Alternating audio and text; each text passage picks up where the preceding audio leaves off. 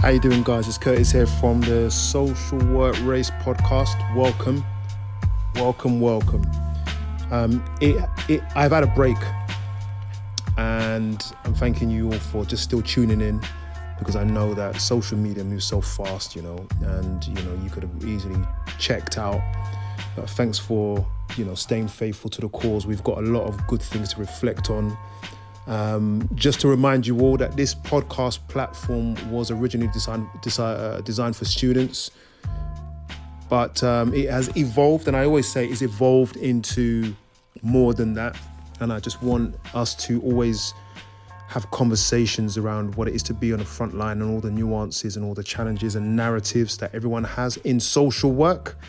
Guys, this is the platform for you. And interestingly, I'm actually recording this on my phone, and I said to myself, look, things don't have to be perfect. And I'm the kind of person that likes to do things really well.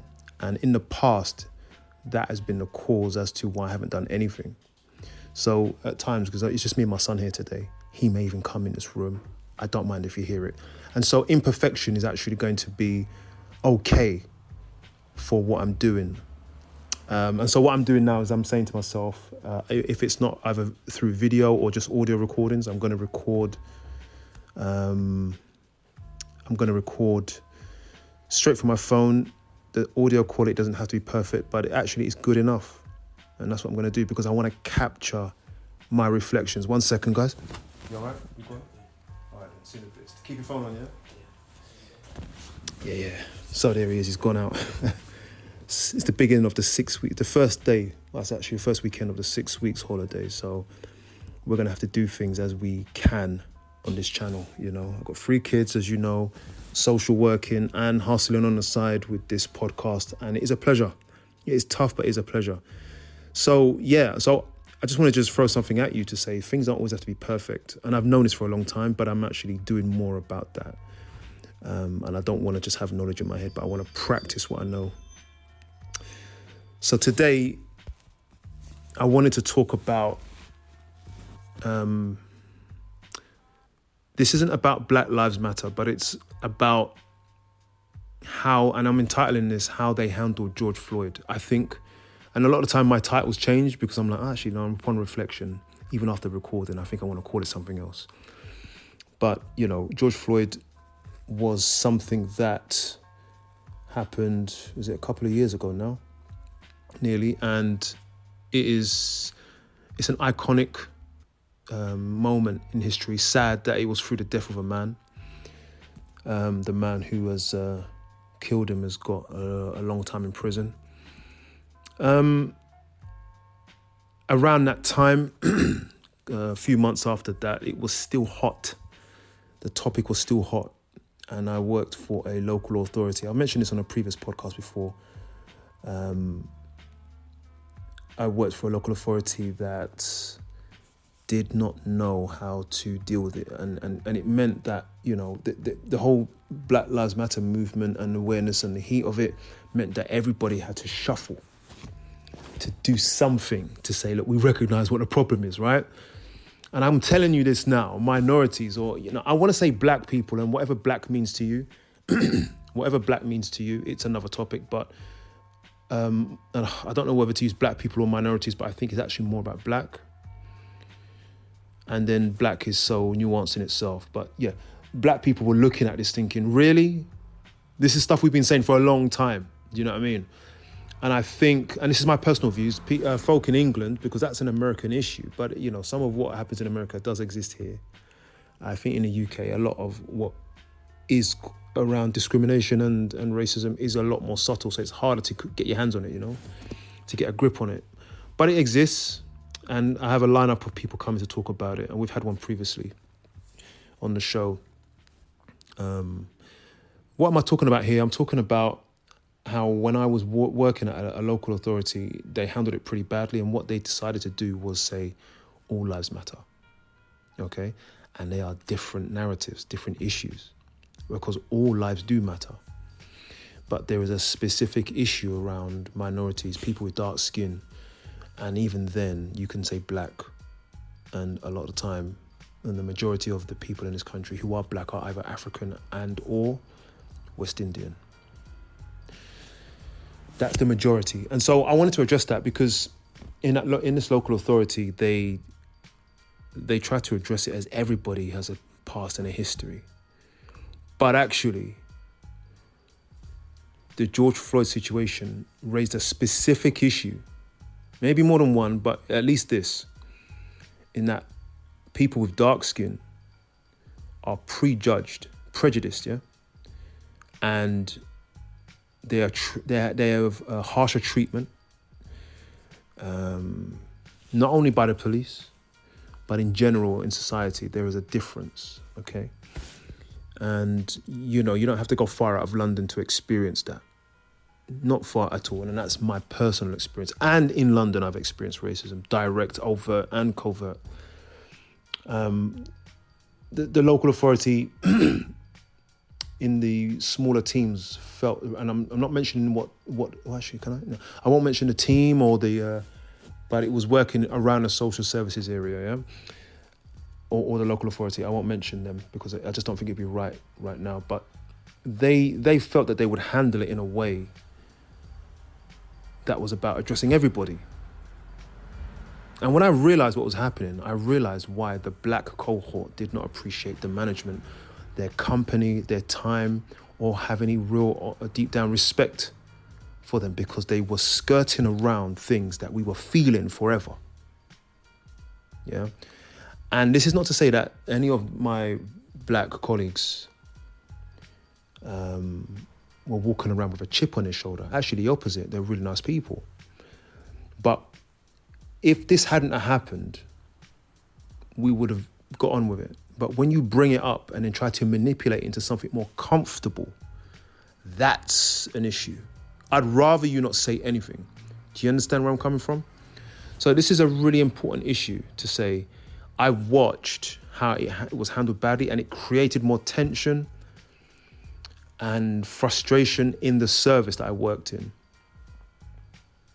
They didn't want to hear, but they had to participate in the weekly activities around All Lives Matter because of a fear of losing their jobs or to create any dissension, and any fallback on them. It was like, we have to do this because we've been asked to by management, that we have to take part in this. We have to do it. That's what it was. Handled really badly.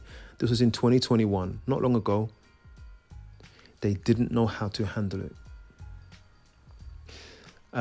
So I'm going to put this out there as a reflection and as an encouragement to management. It's still an issue, okay? This is still an issue I'm seeing with my own eyes.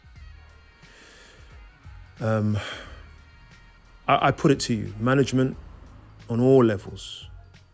If you want to know how this George Floyd issue and the issues around minorities impacts them, and if you want to know their narratives, if you want to learn, if you think there is a gap in your service, a gap in knowledge, understanding,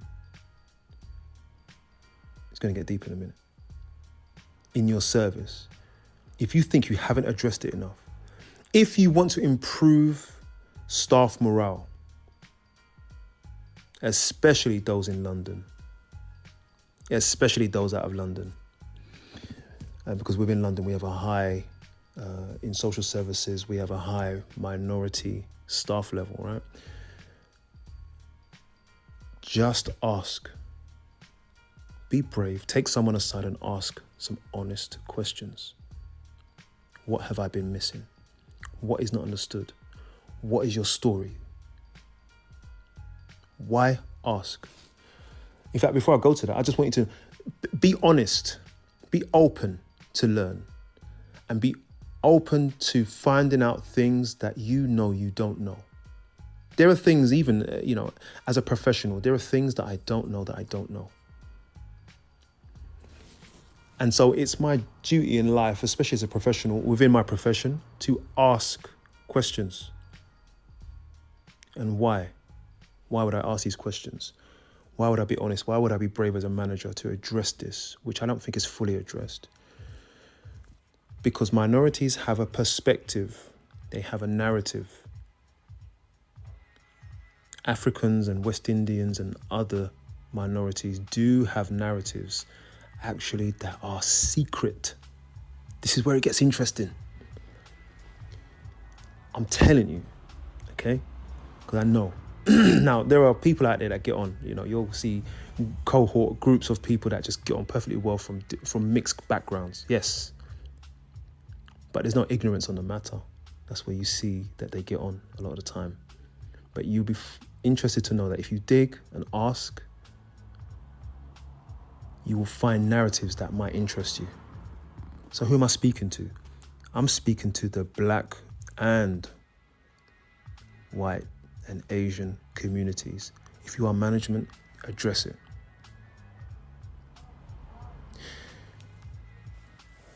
Secret narratives, secret perspectives.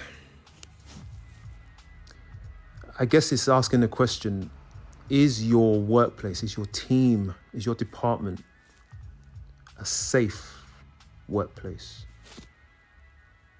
And understanding and aware, aspiring to be educated. When I say this, yeah, Black Lives Matter is a unique and particular and specific narrative. But then so do Scottish, Irish, Polish, Ukrainian, Russian, Brazilian narratives are important. And everybody deserves a shot. But let's be clear and brave about what we're addressing. Now, I'm not promoting or I'm not demoting Black Lives Matter, but I will say, oh yeah, I thought you'd stop recording. I will say that it's okay for you to ask questions. And I think the vast majority of minorities will be happy to share. I'm going to tell you what happens when we don't. If we choose not to address issues around discrimination and racism and prejudice, this is what's going to happen. There's two things that I've identified anyway. Number one, people will, and you are probably seeing it now, a default behavior that is based on an acceptable standard.